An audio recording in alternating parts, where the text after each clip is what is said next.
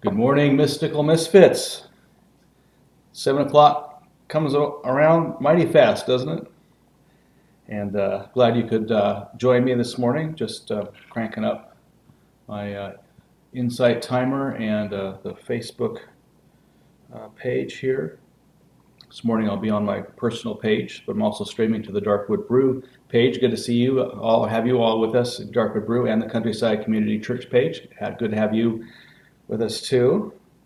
And this morning, by way of intro, we're hitting the eighth of 10 principles for listening for that still small voice. It's a list I've kind of kept for years, kind of indicating where I kind of a summary of my own discernment principles. So this morning we have number 8. If you want to see the other ones, just go to previous live streams. Number 8 is God does not use, quote, strange coincidences as signs nearly as often as God uses gut hunches, aha moments, deep intuitions, mental images, and just plain old logic. Although be careful with this one, though, as frequently God's bidding defies logic, at least until one has the benefit of hindsight. Yesterday I kind of reflected at length, actually, that kind of bleeds over to the last principle about logic. Logic is helpful. I generally have a principle that if I come up with something in meditation, some killer insight, or during the day that I think has kind of the fingerprints of the Spirit on it, I ask myself, well, if I didn't think this was from the Spirit, this is just I happen to come up with a great idea. Would I think it was still great, or am I thinking I should act on this because I think it's from God? If the only reason I would act on is because I think God is directing me, then I don't discount that, but I do hold it to a higher standard. So normally I will kind of put it aside, let it see if it comes back, or kind of continue to think around it, see if there is a logical reason for it. Things like that.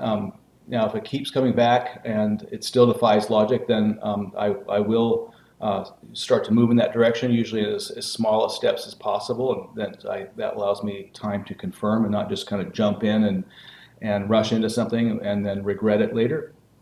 So I think that's a good thing too, is just to kind of take small steps towards something that defies logic. But ultimately, there are going to be things that defy logic. I mean, that's why we gather in meditation. That's why we seek guidance from the Spirit, because we're expecting that God is going to help us, find a path and come up with our best way through in ways that we have no access to.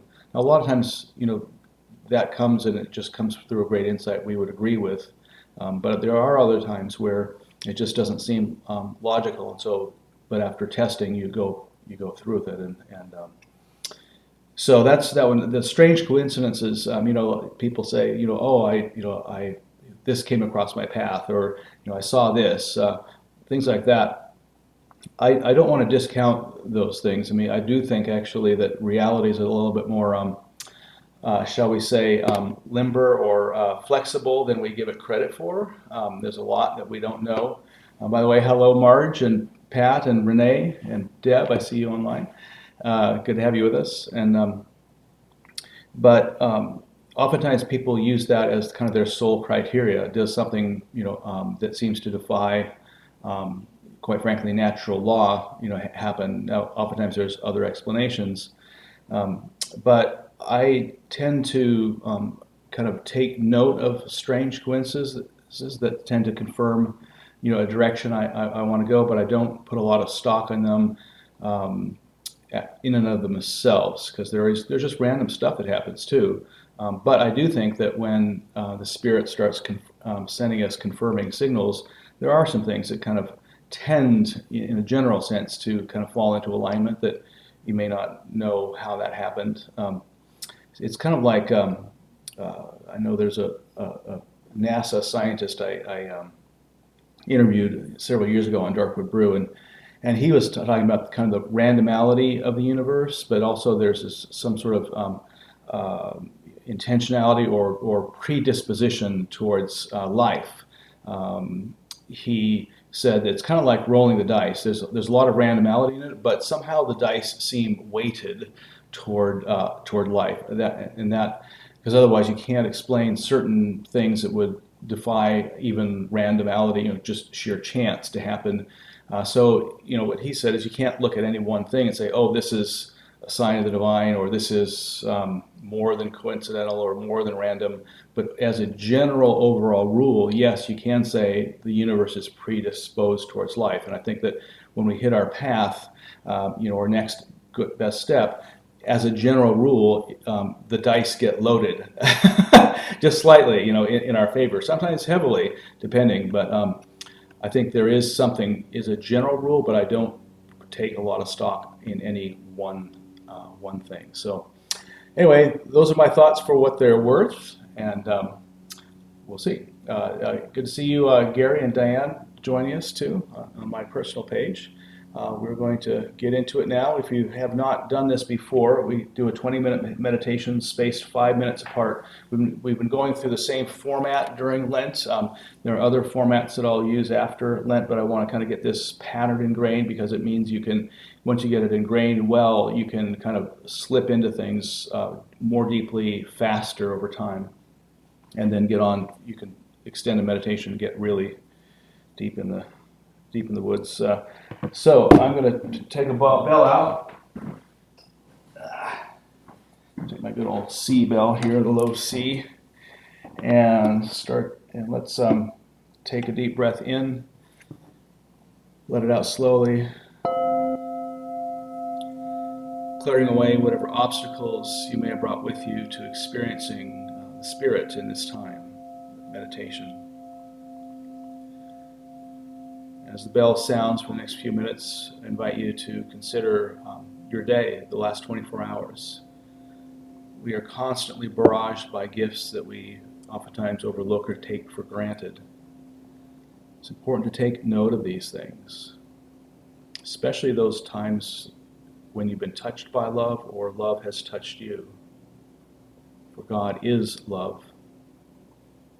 Being touched by another in love is being touched by God. Touching another person in love is touching God.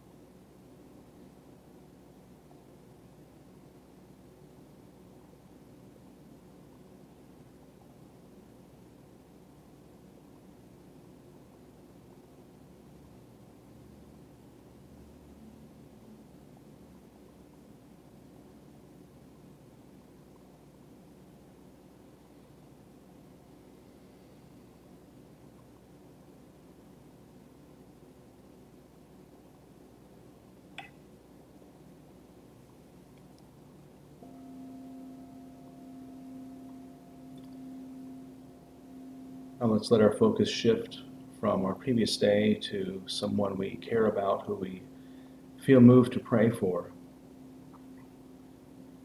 Asking ourselves, where does their struggle come from? Finding an empathetic channel within us, something that can relate to their pain in some way. Or if they're feeling physical ailments that we don't feel, just picture that place in your body where their struggle lies. And focus on bringing that healing, vital, loving power, energy, consciousness into yourself and vitalizing that area of yourself. And when you can sense that spin to the energy, that, or a quiet peace or joy, a sense of vitality, only then bring that person back into your conscious awareness, so that anything that gets transferred is part of that vital energy and also accurately aimed.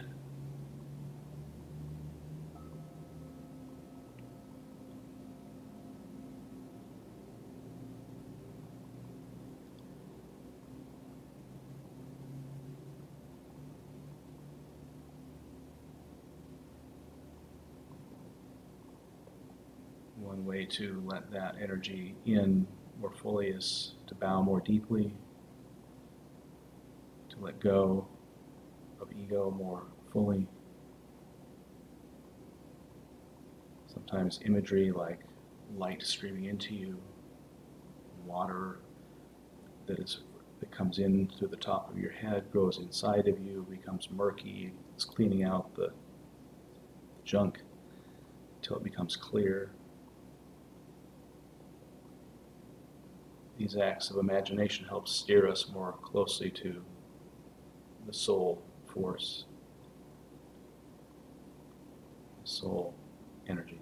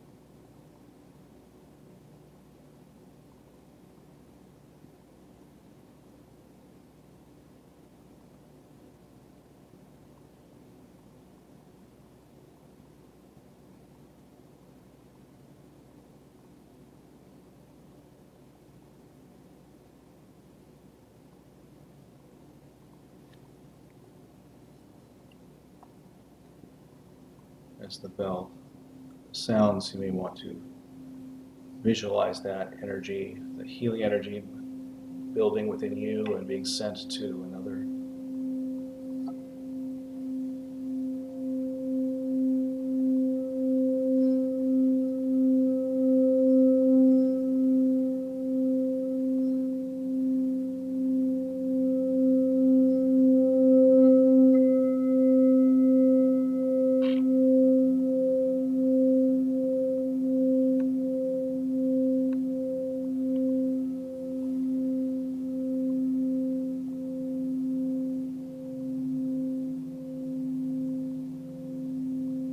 As the bell fades, let this person now gently fade from the center of your attention.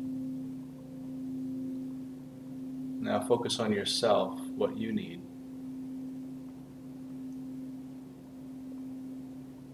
Articulate that need as specifically as possible. Bow more deeply. Allow spirit to get into the conversation about what you really need. And then simply focus around that need.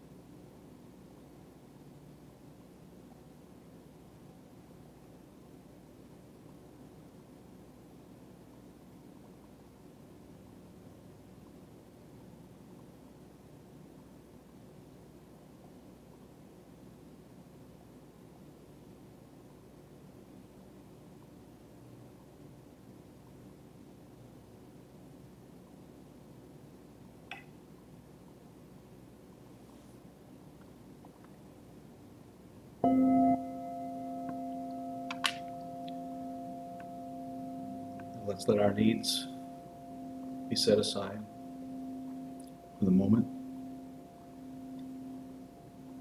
Bow most deeply, open most fully, let go of ego most completely. Be open to whatever comes,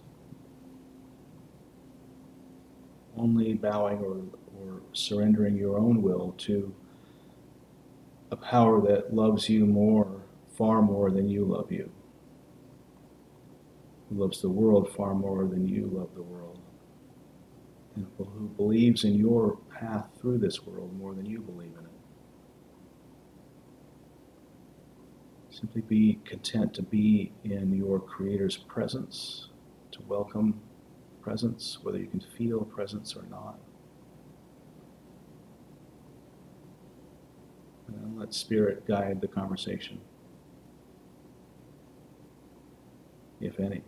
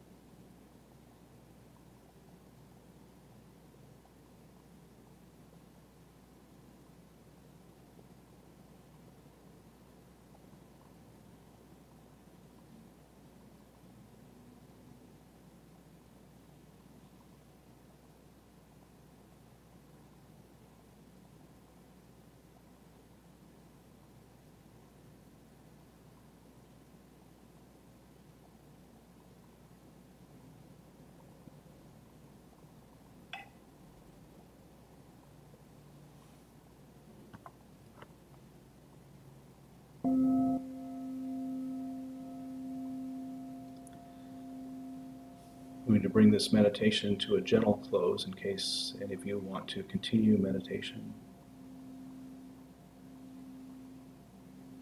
For those of us who may be leaving, then I invite you to have a wonderful day. Seek Spirit. Remember what you prayed for. continually be watching for advice, intuitions, guidance on your path. Take care and have a wonderful day.